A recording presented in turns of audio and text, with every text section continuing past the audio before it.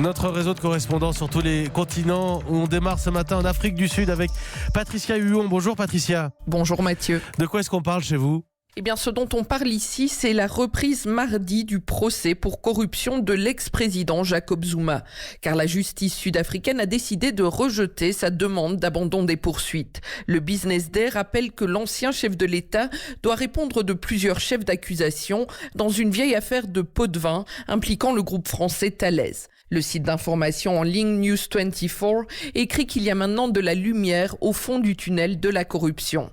Mais le Mail and Guardian estime que le pays risque d'attendre encore longtemps que justice soit faite. Une justice réclamée par une majorité de Sud-Africains qui doutent pourtant qu'elle aboutisse à une condamnation. En effet, il est très probable que Jacob Zuma fasse à nouveau appel, pense le Daily Maverick. Sa stratégie est de gagner du temps.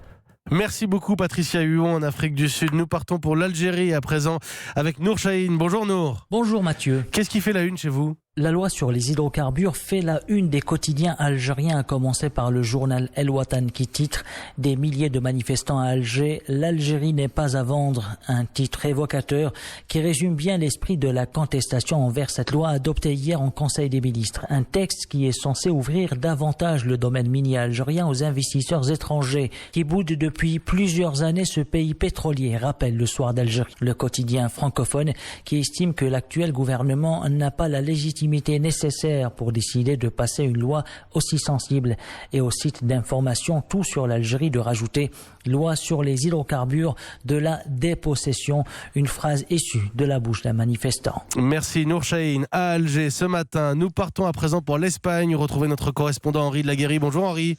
Bonjour Mathieu. Vous êtes à Barcelone. Ce qui fait la une chez vous, c'est le verdict du procès des indépendantistes catalans.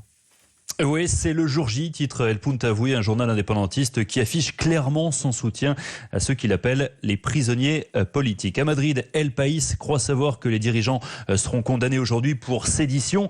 Les peines iront de 4 à 12 ans de prison. C'est moins que ce que réclamait le parquet, mais cela va provoquer une immense vague d'indignation en Catalogne. La réaction au verdict inquiète déjà El Periódico qui évoque des barrages routiers, des occupations de voies ferrées ou des manifestations à l'aéroport.